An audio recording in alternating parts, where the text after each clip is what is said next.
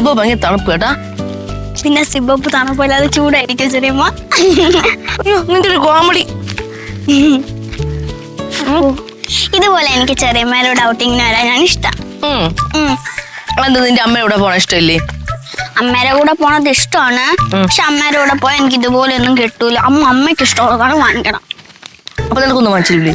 വാങ്ങിച്ചു തരും. അതല്ലേ ഞാൻ പറഞ്ഞു, അമ്മയ്ക്ക് അമ്മ ഇഷ്ടമുള്ളതാണ് വാങ്ങിക്കണം. ഞാൻ നിന്റെ അമ്മയല്ലേ? ആണല്ലോ. പിന്നെ ചെറിയമ്മയ്ക്ക് ഒരു സ്കൂട്ടി എടുത്തൂടെ? എന്നാ നമുക്ക് ശംഖുമുഖത്തും പിന്നെ സൂയിലും അവിടെയൊക്കെ പോവാല്ലോ. എടുത്തൂടെ ചെറിയമ്മയ്ക്ക് സ്കൂട്ടിയെ? ഞാൻ പഠിക്കാൻ വേണ്ടിട്ട് കൊറേ നോക്കിയതാ. പിന്നെ ഓടിച്ചോണ്ട് പോകുമ്പോഴേ ബ്രേക്ക് പിടിക്കാൻ മറന്നു.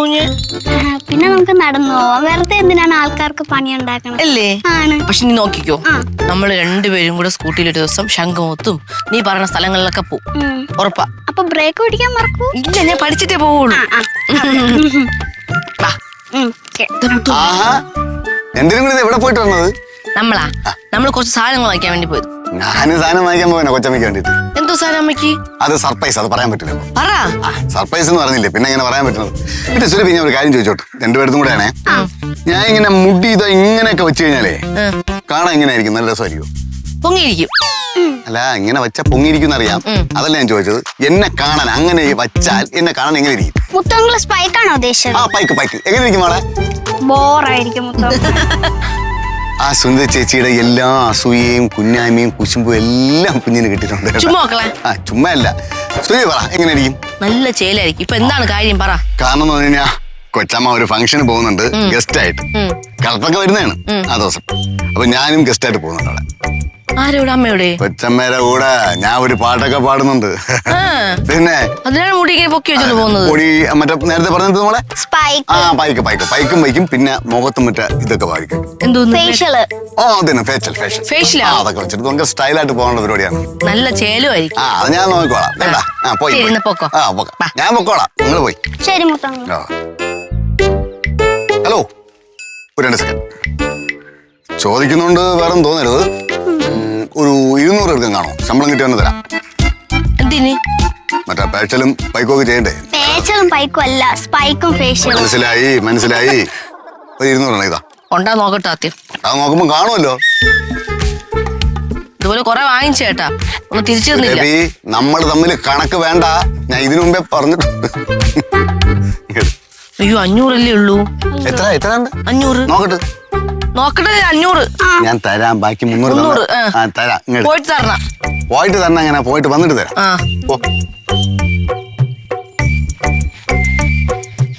കിട്ടിയതുപോലെ തന്നെ. അങ്ങനെ പറയല്ലേ.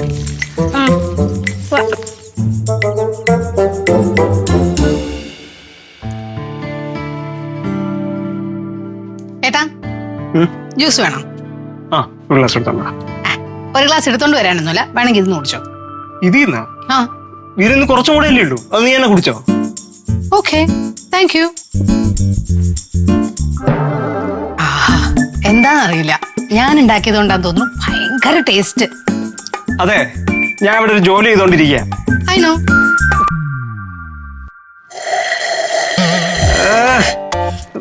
എടി അത് അവിടെ എവിടെയെങ്കിലും കൊണ്ടുപോയിരുന്നു കൂടി.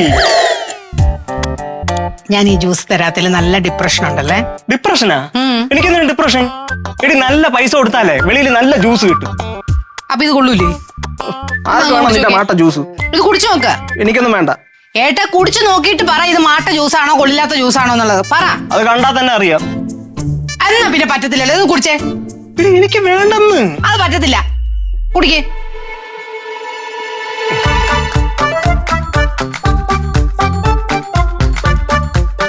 എങ്ങനെയുണ്ട്? അത് നീയാണ് പറയേണ്ടത്. ദുഷ്ട, അത് മുഴുവൻ കുടിച്ചു തീർത്തല്ലേ? കുടിച്ച് നീയല്ലേ കുടിക്കാൻ പറഞ്ഞത്. എന്നാലേ ഇതൂടെ കുടിച്ചോ. ഏട്ടാ, മനപ്പുറമല്ല. ഫ്ലവേഴ്സ് ഒരുക്കുന്ന കാഴ്ച വസന്തം യൂട്യൂബിൽ പ്രേക്ഷകർക്ക് ലൈവായി കാണാം. ഫ്ലവേഴ്സ് കോമഡിയിൽ ജോയിൻ ചെയ്യൂ, ആസ്വദിക്കൂ.